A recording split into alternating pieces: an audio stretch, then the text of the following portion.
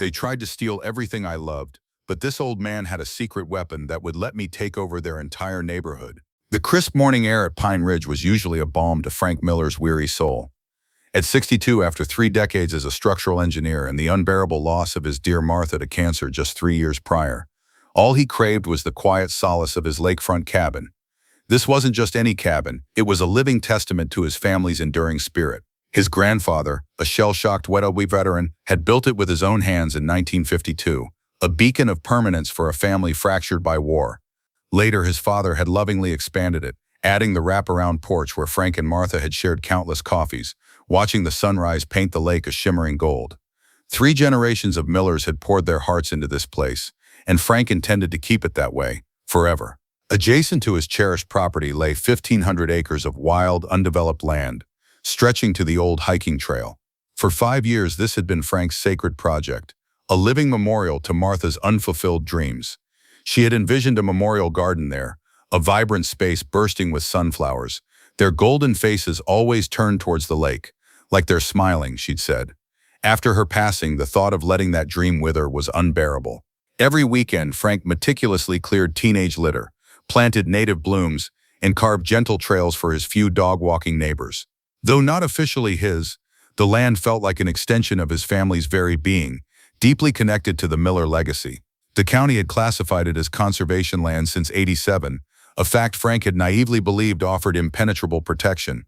Oh, how little he knew of local power plays. That fateful September Tuesday began like any other, until Bull, his 80-pound golden retriever, a teddy bear in a lion's body, began an insistent barking. Frank, shuffling in slippers, expected a raccoon, or perhaps Mrs. Henderson, their perpetually nosy neighbor. But what he saw instead sent a shockwave through him. A bright yellow sign crudely hammered into the heart of his 1,500 acres. Land sold, contact Pinnacle Development. His coffee mug slipped, shattering on the porch. 5 years of devotion, 5 years of nurturing Martha's dream, stolen in an instant by some faceless corporation. The worst part? He'd heard them planning it. Just the night before, unable to sleep, Frank had been checking his perimeter fence when he overheard hushed voices from a tiny listening device. His neighbor Jim Peterson, a man paranoid from endless HOA fines over his barking dog, had installed it near the community center, convinced the HOA was plotting against him. Jim's paranoia was justified, but for all the wrong reasons.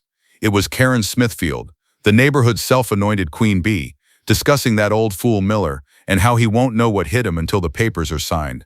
She'd laughed a cold, heartless laugh about clearing out the dead weight and making real money. Frank, standing there in his pajamas, his hands trembling with a furious primal rage, recorded every chilling word on his phone. Now, staring at that abhorrent sign, the full, sickening weight of Karen's midnight conversation crashed down on him. This wasn't just about Frank anymore. This was about every promise his family had made to this land. Every morning Martha had spent tending her garden. Every lesson his father had taught him about fighting for what truly matters in America. Grabbing his old shovel from the tool shed, Frank marched to the sign, determined to rip it from the earth. But it was planted deeper than his grandfather's fence posts.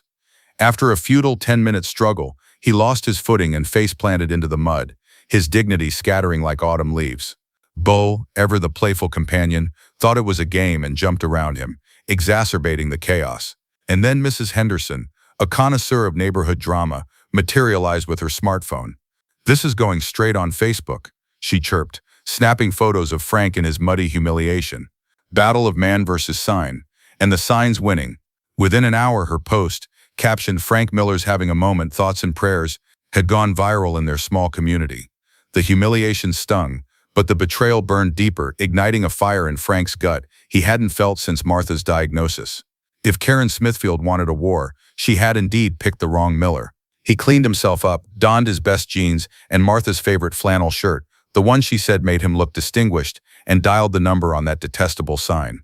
A voice smooth as silk and twice as slippery answered, "Pinnacle Development, Jake Morrison speaking." Frank explained his identity and demanded answers about the land. Jake's tone shifted, cold and clinical, like a doctor delivering a death sentence. "Mr. Miller, I'm afraid you'll need to discuss this with your HOA representative. We purchased that land through proper legal channels, and current occupants have 30 days to vacate. 30 days to abandon 5 years of labor, 30 days to extinguish Martha's dream, 30 days to break a sacred promise to 3 generations. But Jake wasn't finished twisting the knife. Our contract includes provisions for uncooperative residents. Refusal to comply will result in legal action and significant financial penalties, potentially $200,000 in legal fees alone. The threat was crystal clear. They weren't just taking the land, they were ensuring Frank couldn't afford to fight back. Jake ended the call with a sickeningly sweet, "Just business, nothing personal. Have a blessed day," and a click. Frank sat, phone dead in hand, staring at the yellow sign through his window, feeling utterly terrifyingly alone for the first time since Martha's funeral. The next morning, Frank drove to the Willowbrook HOA office, a converted strip mall storefront Karen had transformed into her personal fiefdom. It reeked of bureaucratic decay, beige walls and fluorescent lights casting a pall over everything. Karen Smithfield, 45, had ruled as HOA president for 8 years, a tyrant in a perfectly coiffed package. What most didn't know was her past. Ousted from a previous HOA for financial mismanagement and abuse of power. This had taught her ruthlessness. Every challenge was an existential threat. Her office was a monument to petty tyranny, laminated violations, before and after photos, a poster of 247 regulations, and a color-coded map of fined houses, like a general's war room. Her desk faced the door, an interrogation chamber. Filing cabinets labeled active violations and pending enforcement overflowed. This wasn't about property values, it was about control. Her inner circle included Maggie Chen, the nervous secretary obsessed with record-keeping after a wrongful fine over a garden gnome, and Bob Davidson, the retired accountant who found perverse joy in collecting penalties, his special calculator clicking with satisfying finality. Frank, wearing his most polite smile and his father's old service cap, walked into this den of sadism. "Morning, Karen. I was hoping we could talk about this Pinnacle development situation." She looked up, bored. Well, if it isn't Fred Miller. She'd deliberately mispronounced his name for years. A power play. She dramatically produced a document with a fake red seal. This, Fred, is a unanimous resolution to sell unused community land for the benefit of all residents. 3-0. Legitimate, binding. She slapped it down. Frank knew her board meeting had been a cocktail napkin chat at Mulligan's, formalized with a $12.99 online seal. The absurdity would have been hilarious if it wasn't so infuriating. Bob, in the corner, literally counted money from a violation fees bag, clicking and scribbling in his ledger, a man deeply satisfied with his petty kingdom. Maggie scribbled furiously, a court reporter for Karen's reign. When Frank asked for notification procedures, Maggie, consulting a binder thicker than a phone book, recited memorized protocols. "Now, Fred," Karen continued, drawing out the wrong name, "I know this might be hard for someone your age to understand, but times change. That land has been sitting there, unused for years." Frank tried to protest his maintenance efforts, but she cut him off with a dismissive wave. "Trespassing doesn't constitute legitimate use, Fred. In fact, Bylaw 15.37, unauthorized improvement of community assets, is itself a violation subject to penalties." She read from another laminated sheet, a practiced monotone. The meeting spiraled. Karen declared Frank a trespasser, owing $500 in unauthorized land use fees for 5 years of maintenance. She demanded he cease interference and sign a waiver, or future complaints would be harassment. Bob licked his lips, calculating. Maggie, clipboard in hand, asked Frank to spell his own last name. As he left, Karen called out with mock sweetness, "Oh, and Fred, you have until Friday to pay those fees, or we'll be forced to take additional enforcement action. Have a blessed day." It felt like being mugged by a church committee, but walking back to his truck, a crucial realization hit Frank. Karen's performance was too polished. She had expected this confrontation, which meant she knew exactly how illegal her land sale was. Had Karen won? Not even close. This was just the warm-up. Frank was about to uncover a 15-year-old secret, a legal loophole that would turn the entire game on its head, transforming him from victim to master of the neighborhood. That evening, at precisely 9 ho, his phone rang. Jake Morrison's voice, smooth and professional, yet cold enough to freeze hell over. "Mr. Miller, this is Jake Morrison, from Pinnacle Development. We need to meet tomorrow morning. This isn't a request." The casual menace in his tone made Frank's skin crawl. He agreed to meet at his cabin at 10, hoping home field advantage would offer an edge. Jake arrived in a black BMW that screamed wealth, wearing an expensive charcoal suit, carrying a leather briefcase, and surveying equipment. At 35, Jake exuded the polished confidence of someone who'd never heard no. His handshake was firm, his smile perfect, his eyes dead. This was a man who could foreclose on an orphanage and sleep soundly. He surveyed Frank's property as if it were already his, ignoring Frank unless he needed him to move. Mr. Miller, Jake began, spreading architectural plans across Frank's kitchen table without permission. I wanted to discuss our development timeline for the Pine Ridge Luxury Resort project. The plans revealed a colossal complex, 200 guest rooms, 3 restaurants, a spa, a marina requiring half the shoreline to be demolished. Frank's 1,500 acres of conservation land would become a golf course, tennis courts, and a glamping village for tourists who wanted room service with their camping. An environmental nightmare in a glossy brochure. Jake's tone grew even colder. Pinnacle purchased this land from your HOA at a very friendly price of $2.8 million. Market value is usually $4.2 million, but we have excellent relationships with local governance organizations. The friendly price hinted at under-the-table payments, and governance organizations suggested corruption far beyond Karen's petty fiefdom. You have 21 days to remove personal property, Jake continued. Failure to comply will be expensive for someone on a fixed income. Frank decided to have a little fun. When Jake tried to measure near his flower garden, Frank's hose spray accidentally soaked his expensive suit. Oh, sorry, son. These old hands aren't as steady. Jake's professional smile twitched. Then Bull, deciding to greet the visitor, jumped up, muddy paws all over the $1,000 suit. Jake looked like he'd wrestled a swamp monster. When Jake asked for directions, Frank accidentally sent him down the old logging trail 3 times, ensuring his BMW got intimately acquainted with every pothole and mud puddle for 5 miles. Gosh, I'm sorry, Jake. These old country roads all look the same to me. You city folks might want a GPS. By the time he escaped, Jake looked like he'd survived a natural disaster. But Jake wasn't just there to threaten. He was there to make an offer you couldn't refuse. Mr. Miller, Pinnacle isn't unreasonable. We understand relocation can be difficult for seniors, so we're prepared to make you a generous offer. You can remain in your cabin if you sign a waiver and pay $1,200 per month in land use fees. We'll even let you keep the dog. The condescension was thick. He was offering to let Frank rent his own family legacy. After Jake left, looking like he'd been through a blender, Frank sat on his porch, reeling. Then he remembered Tommy Jang, a young lawyer fresh out of law school, probably desperate for clients, who might actually listen without charging an arm and a leg. He called Tommy's office, half expecting a polite brush-off. Instead, Tommy sounded genuinely interested. Mr. Miller, it sounds like your HOA might have exceeded its legal authority. Mind if I take a look at the paperwork? A spark of hope ignited. Could David truly take down Goliath, especially if David had a law degree and nothing to lose? As darkness fell over the lake, watching the sunset paint the sky, Frank made a solemn decision. Jake Morrison and Karen Smithfield thought they were dealing with a helpless old fool.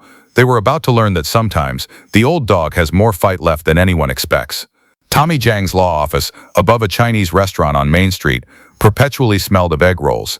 At 28, Tommy was the epitome of a fresh-faced, overwhelmed ramen-fueled lawyer trying to make it in a small town. His office was a folding table, 2 mismatched chairs, and a small library of law books. As Frank recounted his story, Tommy's eyes lit up. Mr. Miller, if this is accurate, your HOA has committed serious violations. We need to verify land ownership. The next morning they drove to the Madison County Land Records Office, a soul-crushingly ugly concrete building. Margaret Kowalski, chief records clerk for 30 years, a small woman with steel gray hair and eagle eyes, greeted them. What exactly are you gentlemen looking for? When Tommy explained, Margaret's expression hardened. Land disputes are my specialty. Let's dig. What Margaret unearthed hit Frank like a sledgehammer. The 1,500 acres had been conservation land since 1987, salable only by the County Environmental Board, with 75% public approval. The HOA had never had legal authority over it. The designation explicitly protected it from development. Karen's sale was not just unauthorized, it was outright illegal. But Margaret wasn't done. She pulled out a thick manila folder, Karen's previous filings. This is interesting, Margaret muttered, squinting. Your HOA president applied for land transfer last month, claiming to represent the County Environmental Board. The signature says John Smith instead of John Smith, the actual chairman, in blue ballpoint pen instead of black ink. Margaret looked up, a triumphant gleam in her eye. Folks, this is amateur forgery. Couldn't even spell the man's name right. Tommy furiously scribbled notes, his excitement palpable. Mr. Miller, there's more. Karen's been collecting public land maintenance fees, $50 a month from 47 families for 15 years. That's $423,000. But none of it appears in the official HOA statements. It just vanished. The implications were staggering. Systematic embezzlement for over a decade. Margaret, her professional curiosity fully engaged, continued. And here's something else. The original 1995 HOA bylaws contain a forgotten clause. She pulled out a yellow document and read aloud. If the board of directors violates state law regarding real estate transactions, all HOA assets and management authority shall be transferred to the first legitimate complainant who files a formal challenge. Frank and Tommy stared, stunned. The HOA's own founding documents held the key to their destruction. As they left, Frank, still harboring doubts about Tommy's inexperience, asked, "Son, honest answer, this is your first real case, isn't it?" Tommy's face flushed as he looked at his shoes. "Yes, sir, it is. I passed the bar 6 months ago, and you're my first client. I know it doesn't inspire confidence, but Mr. Miller, I've studied these laws for 3 years. I know them backwards and forwards. What Karen Smithfield did is so blatantly illegal. Even a first-year law student could win this case." Tommy's raw honesty resonated deep within Frank. Here was a young man willing to fight a David and Goliath battle, simply because it was right.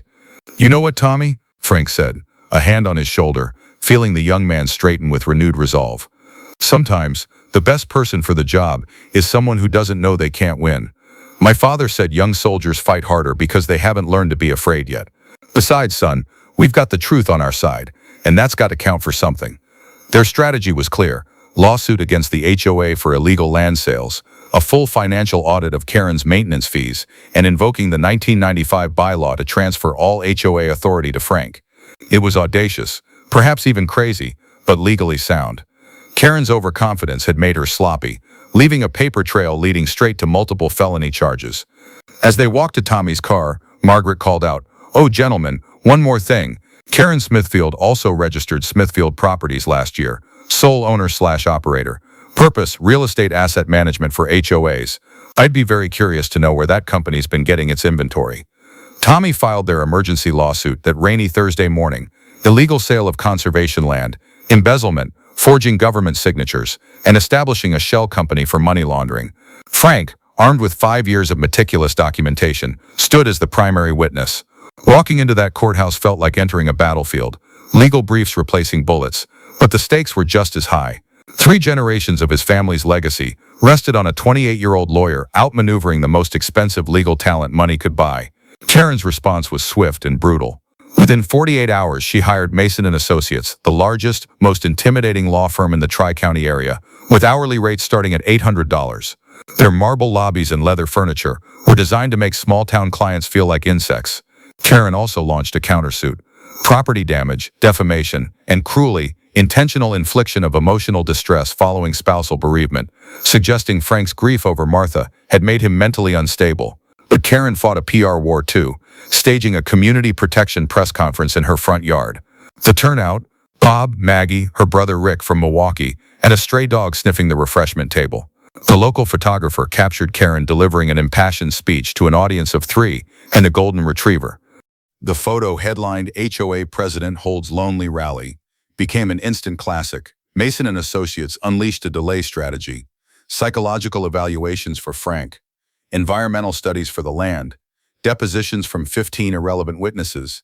Senior partner Richard Mason, a silver-haired corporate warrior, told Tommy, "Mr. Jang, you're playing in the major leagues now. Are you sure you're ready for this level of competition?" They aimed to bleed Frank and Tommy dry. While Tommy battled legal delays, Frank's investigation continued. He uncovered that Smithfield Properties was quietly buying distressed neighborhood properties from families facing hardship at significantly below market value. Karen then flipped them to Pinnacle Development for triple the price, netting $480,000 in 2 years, forcing families out.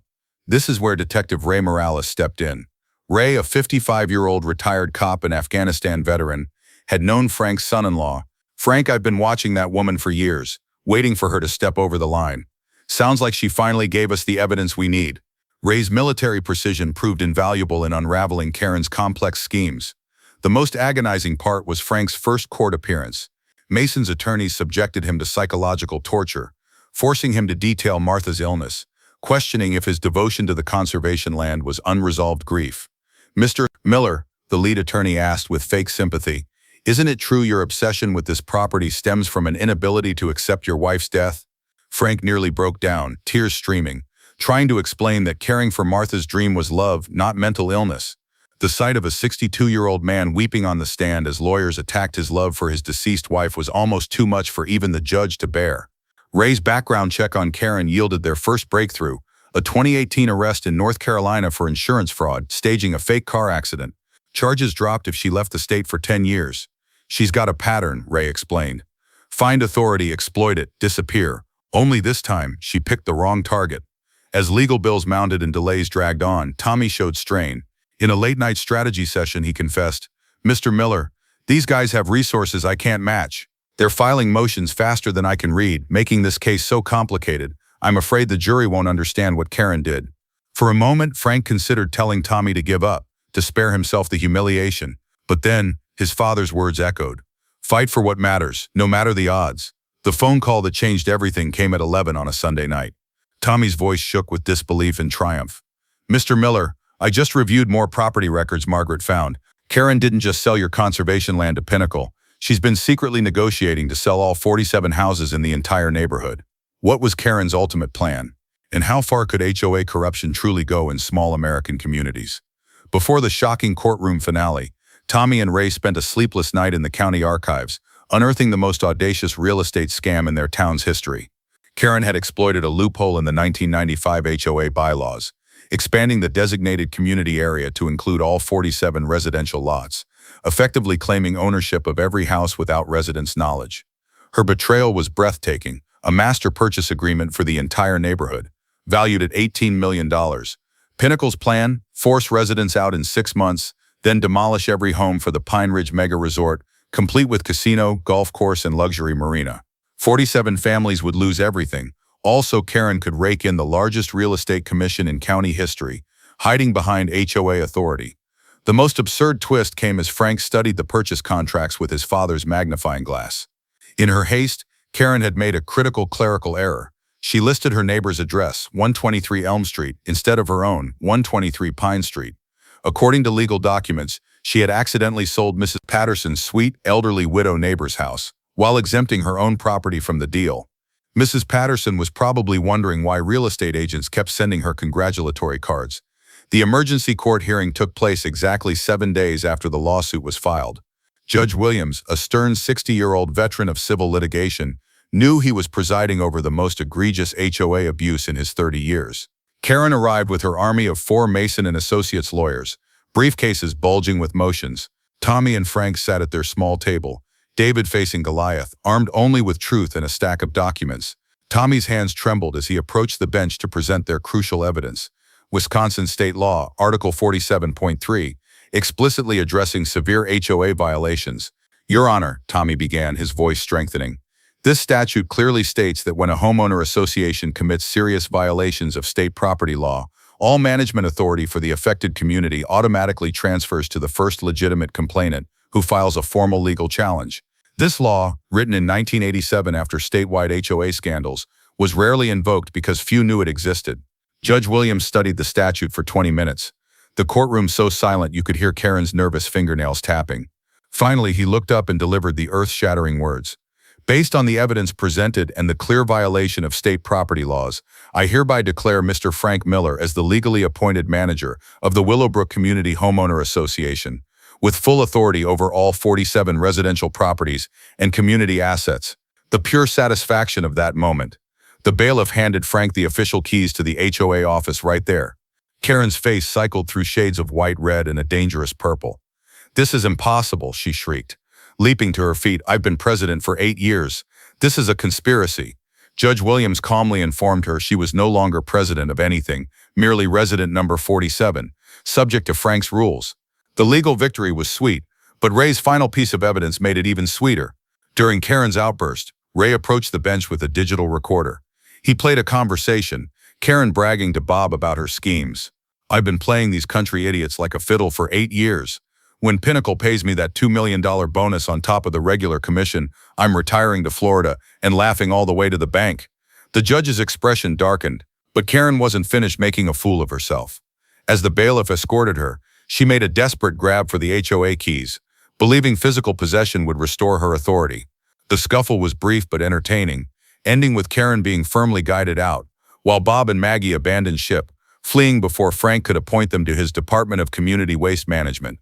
The ultimate irony, Judge Williams declared Karen's contract with Pinnacle Development null and void, signed by someone without legal authority.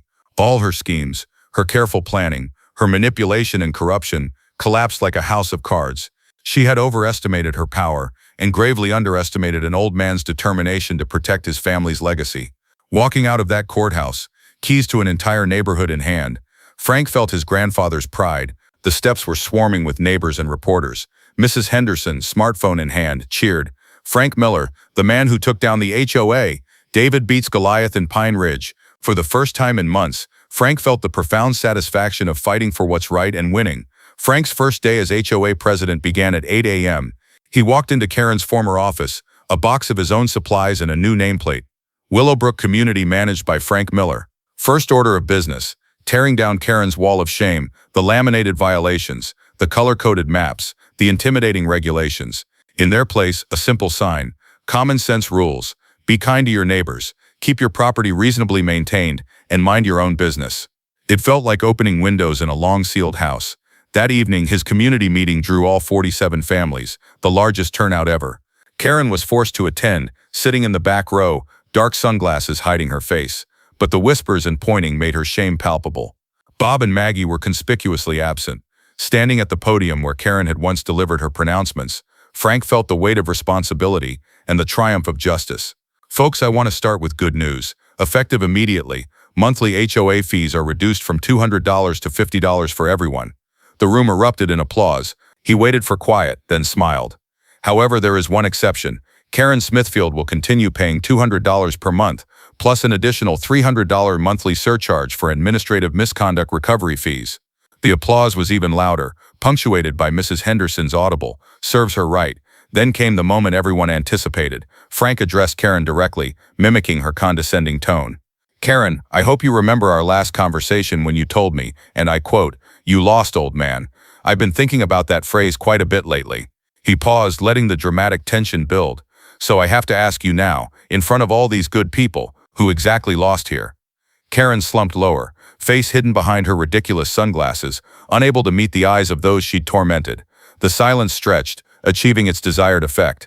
But Frank wasn't finished. "As your new HOA president, I'm implementing some updated regulations you'll find interesting. First, Karen, you'll need written applications for any exterior modifications, including lawn maintenance. Your required grass height is now exactly 2.5 inches, no more, no less. Second, your house must be repainted pink within 30 days, because frankly, I think that color suits your personality perfectly." The room buzzed with barely suppressed laughter as Karen's hands clenched. "Any objections? Please remember, I am now the final authority on all neighborhood matters." The karmic justice extended beyond public humiliation. Within 3 months, Karen faced severe legal consequences. 2 years probation, 500 hours of community service cleaning the very conservation land she'd tried to sell, and repayment of the $423,000 she'd embezzled. Smithfield Properties was dissolved, its assets seized. The neighborhood's former queen was now just another resident, struggling to pay bills and follow Frank's rules. Tommy Jang became a local celebrity, his practice booming with other HOA abuse cases. "Mr. Miller," he told Frank over coffee, "you taught me the most important cases aren't the biggest, but where ordinary people refuse to let bullies win." Ray Morales became director of community security, ensuring Karen followed the new rules. The conservation land, the genesis of this battle, was transformed into Martha's Memorial Garden, a public park blooming with her beloved sunflowers.